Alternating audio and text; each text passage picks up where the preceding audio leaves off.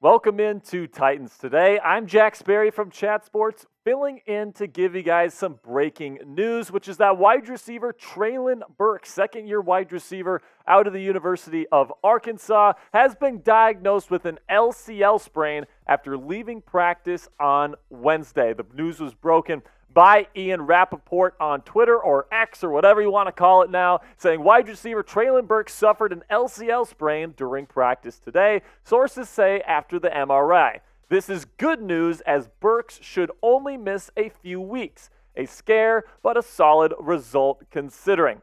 Now, this definitely could have been worse. Whenever you're dealing with these knee kind of injuries, especially in training camp, you hold your breath, right? Because a lot of times it is a torn ACL. A lot of times it is a torn MCL. Sometimes it's a sprained MCL, and it's even longer than this, but this is one of the lesser ligaments here, the LCL, and it's something that's just a sprain. So it's going to be just a couple of weeks for Treylon to get back on the field, which is exactly probably the best news that you could have heard coming out of practice today when he left with that knee injury. Now, go ahead and get to the comments section right now and send some good vibes in Treylon Burks' direction by typing his number. Type 16 down there in the comments section to send some love in the direction of Treylon Burks.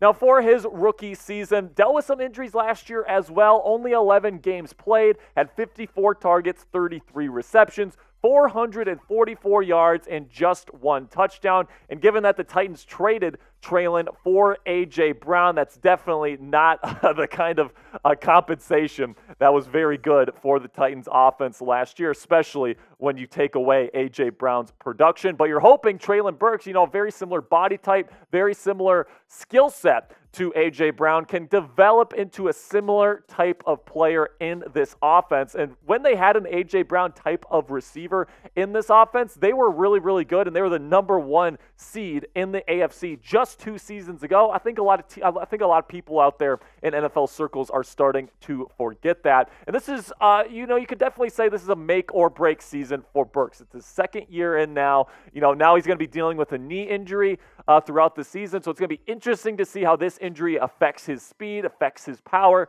all of these different things. But coming into the season, Treylon was expected to be that number 2 wide receiver. All right, and I thought that was a really good role for him. Bringing in a guy like DeAndre Hopkins to be your number 1 guy and to play the X was absolutely perfect. I loved that addition. I think Ryan Tannehill and Hopkins are going to have really good chemistry this year. And then you add Treylon Burks there. I like him a lot more as a wide receiver 2 than a true wide receiver 1, which he would have had to be if they didn't sign DeAndre this offseason. But as somebody that can line up at Z, somebody that can go on those slant routes that A.J. Brown was famous for, and really just get yards after the catch with a powerful frame, really fast runner, I think that Treylon has a really bright future in this league, specifically in this offense that is really, really known for getting receivers like Treylon Burks a lot of yards, a lot of catches, and a lot of touchdowns. You also have Nick Westbrook-Ikhine in this. He's more of an X wide receiver. He would have been the starting X if DeAndre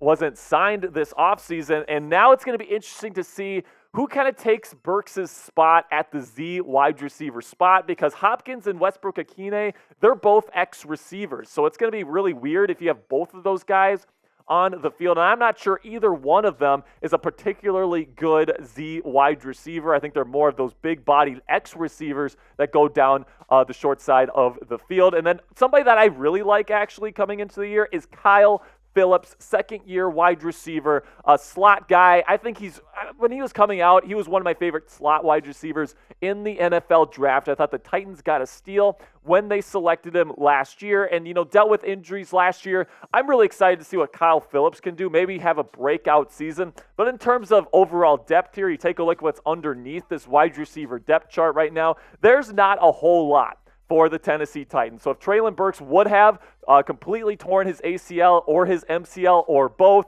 that would have been really bad news for the Tennessee Titans. And they might have had to look to free agency in a really thin free agency pool right now to try to replace him at that Z wide receiver spot. Now, guys, this is exactly why you subscribe to Titans Today, because we are going to have breaking news videos for you guys whenever it breaks, even if it's not the normal host like I am today. We're going to have a video for you guys because that's what we do here at Chat Sports. We make sure the Tennessee Titans get their breaking news action. So do me a favor, click that subscribe button right now.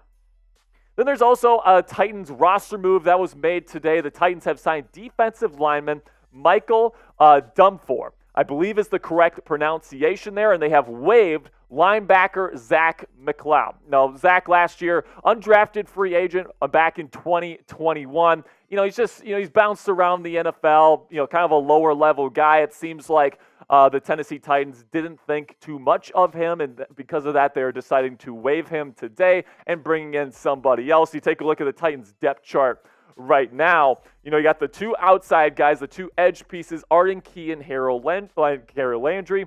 You got Rashawn Weaver as well there on the outside. Then on the inside, Monty Rice and Azeez Al-Shaair, two guys that I'm really, really looking forward to see play this season. And then also, I just think that overall, I was a little bit surprised to see them not pick up a linebacker. They picked up a defensive lineman instead, so you're looking at a little bit less depth there at the linebacker position with these roster moves. Now, who is Michael Dwumfour, the guy that they just signed to this 90-man roster? He spent 4 years at Michigan and spent his last year's super senior year at Rutgers. He was an undrafted free agent in 2021, signed to the New York Jets, and he's played with a bunch of different teams. He's bounced around a lot of different areas. He's played with the Jets, the Texans, the 49ers, and the Browns to this point in his career.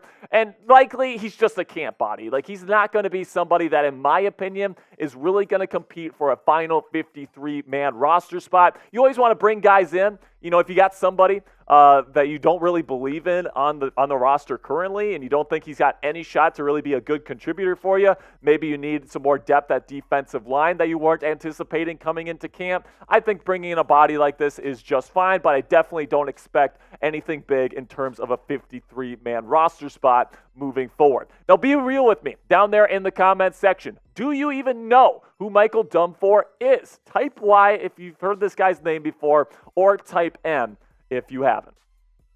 Let me take a look at his career stats in the National Football League. He's made the 53-man roster before, and he's actually played a little bit. 12 games played for Dwumfour, 13 tackles in his NFL career, 2 tackles for loss, which is kind of intriguing, a half sack, and then he also has a fumble recovery. And you're adding him to the defensive line here, where, of course, Jeffrey Simmons, one of the best defensive tackles in the National Football League. In terms of a nose tackle, you got Tyler Tart, who I think is a very underrated nose tackle in this league. Danico Autry has always been a solid starter there at the 5 technique. And, I really don't think that Dwumfour is going to be somebody that really competes for a spot here. I kind of like where the defensive line is for the Tennessee Titans right now. And you can see on our depth chart graphic there that we have Dwumfour all the way at the bottom of the depth chart, and I expect he's going to stay there throughout the entirety of Titans training camp. Now let me know who's a real one down there in the comments. If you made it to the end of today's show, we want to know who are the real ones that made it to the end, because it really does help us out here at the channel. So type me in the comments,